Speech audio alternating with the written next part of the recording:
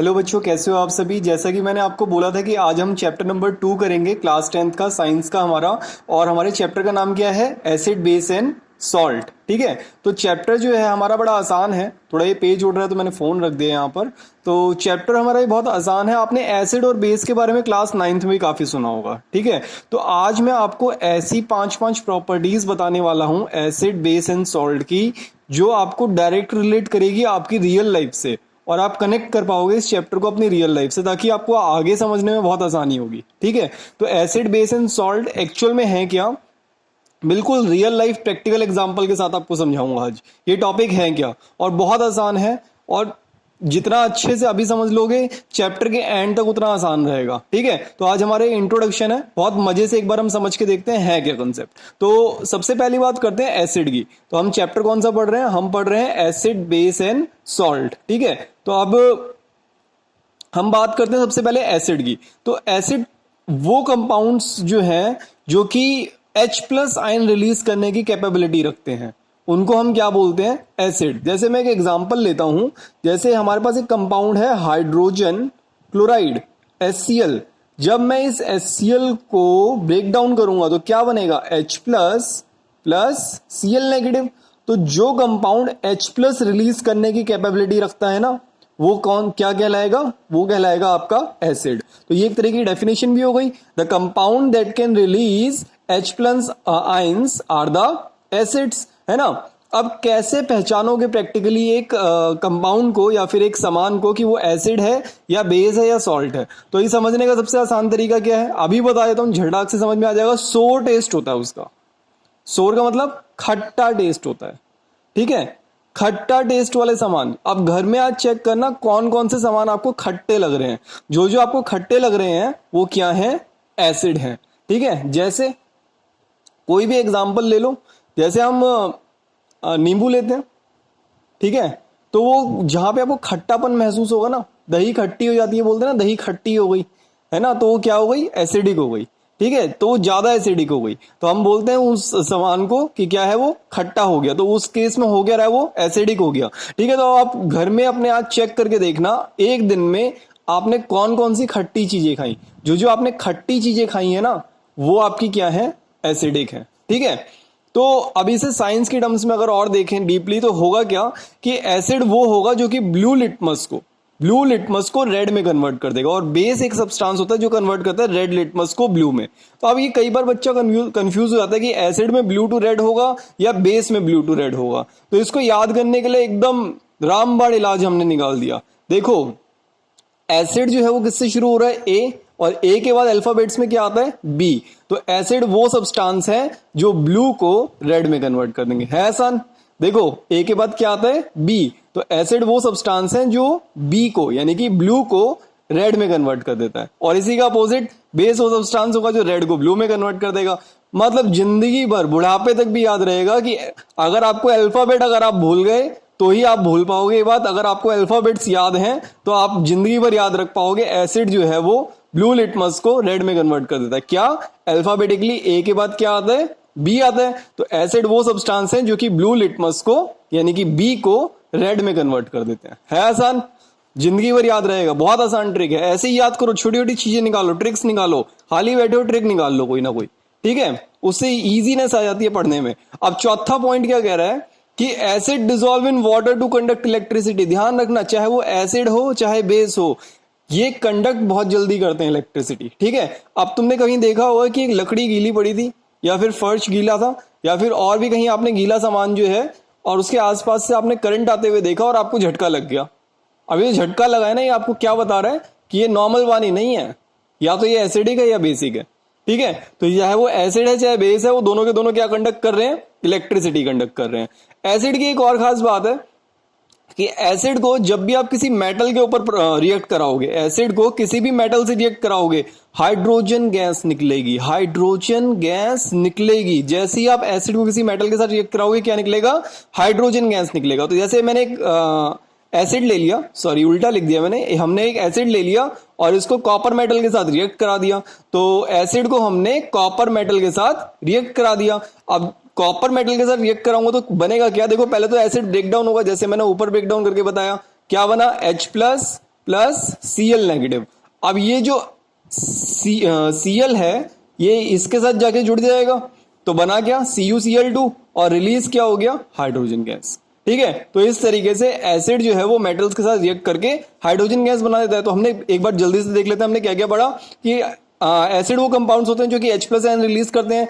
Acid जो होता है वो खट्टा होता है, सोर टेस्ट का होता है। ए बी मेथड आपको बता दिया कि ए के बाद बी आता है, यानी कि एसिड वो सब्सटेंस है जो कि ब्लू को रेड में कन्वर्ट कर देते हैं। देन उसके बाद मैंने आपको बताया कि acid dissolve in water to conduct electricity. Acid जो है वो पानी में जाते ही धड़ाधड़ बिजली कंडक्ट करना शुरू कर देगा। उसके बाद मैंने आपको बताया कि एसिड के अंदर मेटल मिलाएंगे तो हाइड्रोजन गैस बन जाएगा। ये 5 प्रॉपर्टीज के बाद एक बार बेस की बात करते हैं।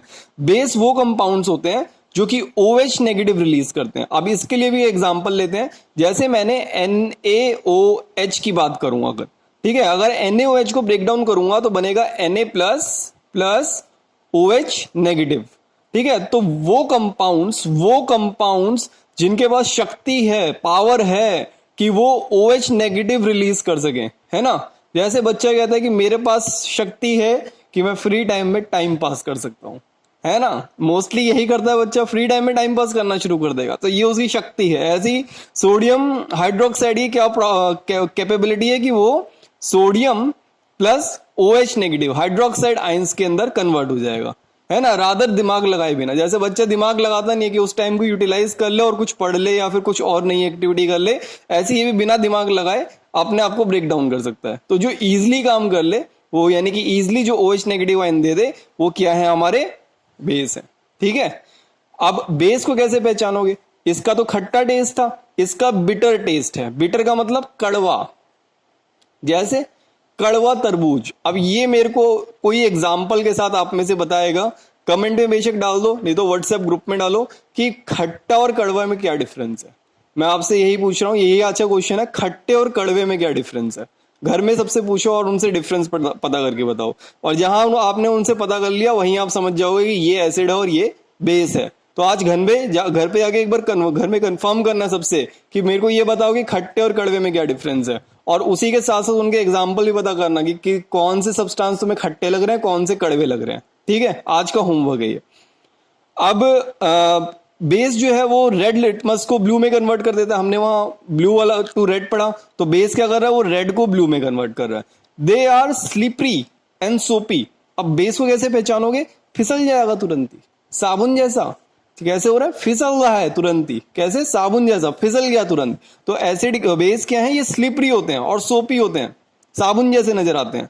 ठीक है, और they can conduct the electricity, हमने ऊपर भी पढ़ा। तो एसिड हो चाहे बेस हो, दोनों के दोनों इलेक्ट्रिसिटी कंडक्ट करते हैं। तो एक बार जल्दी से देख लेते हैं बेस कौन से होते हैं जो OH नेगेटिव रिलीज करते हैं, बिटर टेस्ट होता है, red to blue litmus convert करते हैं, ये स्लिपरी होते हैं, स्लिपरी। ठीक है, ये स्लिपरी और सोपी होते हैं और they can conduct the electricity. ठीक है, आगे बढ़ते हैं, बात करते हैं अब साल्ट की। साल्ट क्या है? ठीक है, सॉल्ट भी कहते हैं कई लोग। साल्ट क्या है? देखो, जब भी मैं कंबाइन करूंगा एसिड को बेस से तो सॉल्ट बन जाएगा, और जब भी सॉल्ट बनेगा तो उसकी कुछ अपनी कैरेक्टरिस्टिक्स होंगी।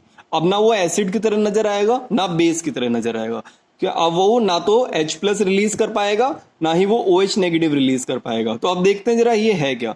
देखो, जब मेरे को HCl एसिड है, इसके अंदर बेस को मिला दिया तो मेरा क्या बन गया, NaCl प्लस H2O। तो अब देखो इसको ब्रेक करके देखते हैं, HCl को बनेगा क्या, H+ प्लस Cl नेगेटिव, और इस केस में क्या बनेगा, Na प्लस OH नेगेटिव।